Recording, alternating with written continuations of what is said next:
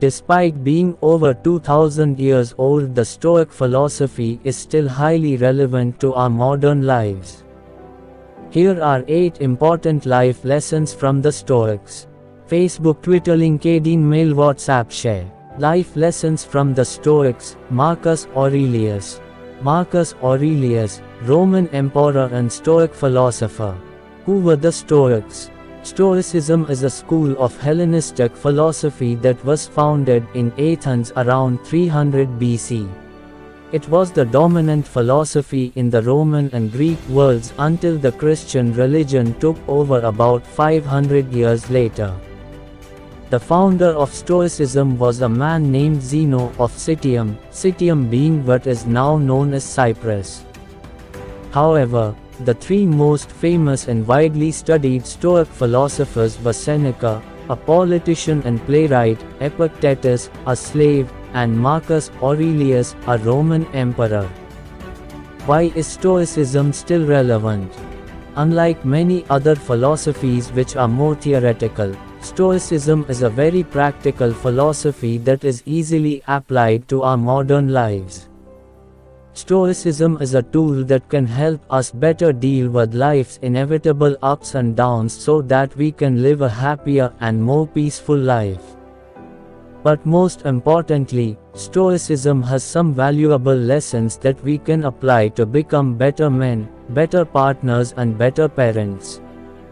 Here are 8 of the most important life lessons from the Stoics. 1. Focus on what you can change and don't worry about the things you can't. This is the most important and most practical of the Stoic practices. You can think of this as the circle of influence concept. It's the ability to differentiate between the things that are under your control and those that are not.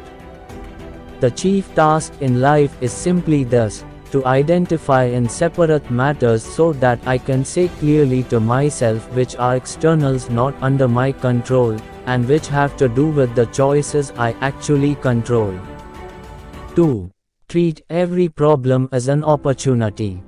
The German philosopher Friedrich Nietzsche wrote about the concept of amor fati, a love of fate. The idea here is that you not only accept what happens in life, especially the bad stuff, but you actually embrace it and be grateful that it happened. Because what doesn't kill you makes you stronger. The Stoics had a similar attitude. This can be a hard one to practice, especially during difficult situations, but that's when it is most important. This second lesson from the Stoics relates to the first one above. Because while you can't control everything that happens to you, the one thing you always have control over is how you respond to a situation or a problem. By adopting this attitude, we can turn life's obstacles into opportunities. And we can embrace life's challenges as a way to advance and improve. The impediment to action advances action. What stands in the way becomes the way. Marcus Aurelius. 3. Appreciate what you have. This is a simple lesson, but one that's very important to remind ourselves of. It's even more relevant in today's society, which has become very materialistic. Practicing gratitude every day has been shown to increase happiness. And it makes sense because it forces you to focus on the things you have, instead of focusing on the things you don't have. Obviously, this is also a great attitude to try and ingrain in our children. He is a wise man who does not grieve for the things which he has not, but rejoices for those which he has. Epictetus. 4. Bad things happen, don't be surprised, be prepared.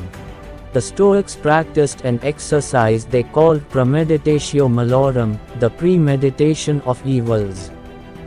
The way this one works is that you start each day by imagining all the things that could possibly go wrong throughout the day.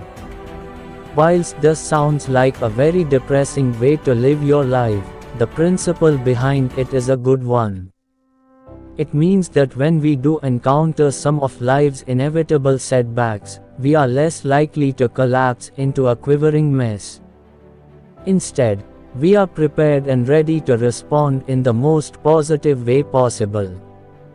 Some companies have started adopting this practice in the workplace by performing what's known as a premortem.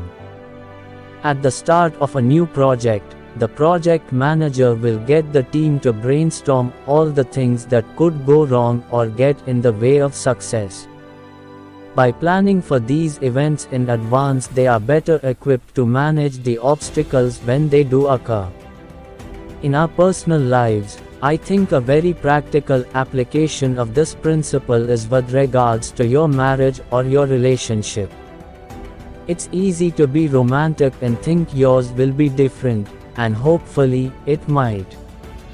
But the reality is that about half of marriages end in divorce, and almost all of them encounter problems at some point, particularly after kids arrive.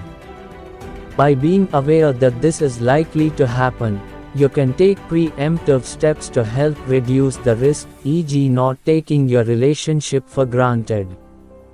You can also be better prepared to work through the inevitable problems when they do arrive. To bear trials with a calm mind robs misfortune of its strength and burden. Seneca. 5. Don't fear death, use it to give your life value. When the Stoics weren't meditating about everything that could go wrong in their lives, they also spent a lot of time reminding themselves that they were going to die. This practice was known as memento mori, meditating on your mortality.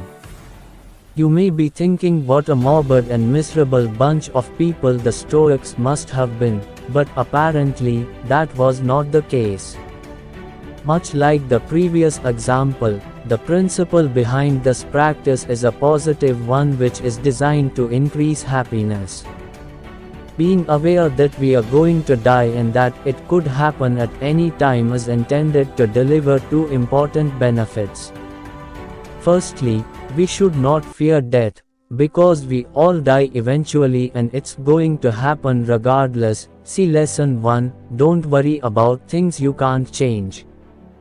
But secondly, and more importantly, it gives our lives a sense of purpose and urgency by reminding us not to waste the precious time that we do have available. In short, make the most of every day. As each day arises, welcome it as the very best day of all, and make it your own possession. We must seize what flees. Seneca. 6. Maintain perspective and see the bigger picture. Marcus Aurelius wrote about a practice that is referred to as taking the view from above, or Plato's view. This is a very useful technique to remember when you are getting stressed about something in your life. The idea is to remind yourself that at the end of the day we are all very insignificant in the grand scheme of things. Therefore, most of our problems are also insignificant when you put them in context of the bigger picture. So take a step back and realize that nothing is ever as important as it seems in the moment. Think of the whole universe of matter and how small your share. Marcus Aurelius. 7. Don't be ashamed to ask for help. This is an important lesson for us men to remember. Whilst resilience is important and a bit of male pride can be a good thing, we should never be too proud or too macho to ask for help. Marcus Aurelius was one of the most powerful Roman emperors to ever live. Yet even he recognized the importance of showing vulnerability and accepting other people's help. Don't be ashamed of needing help.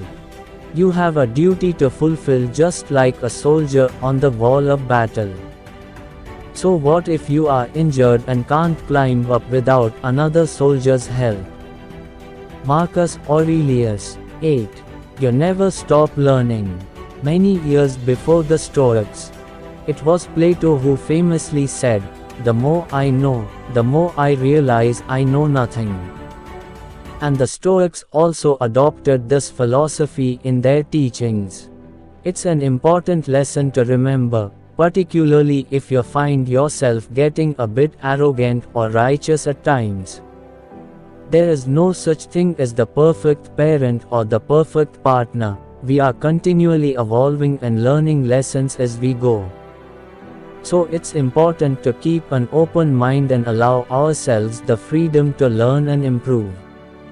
It's also important to approach life with curiosity and assume that everyone you meet may know something you don't. It is impossible for a man to learn what he thinks he already knows. Epictetus.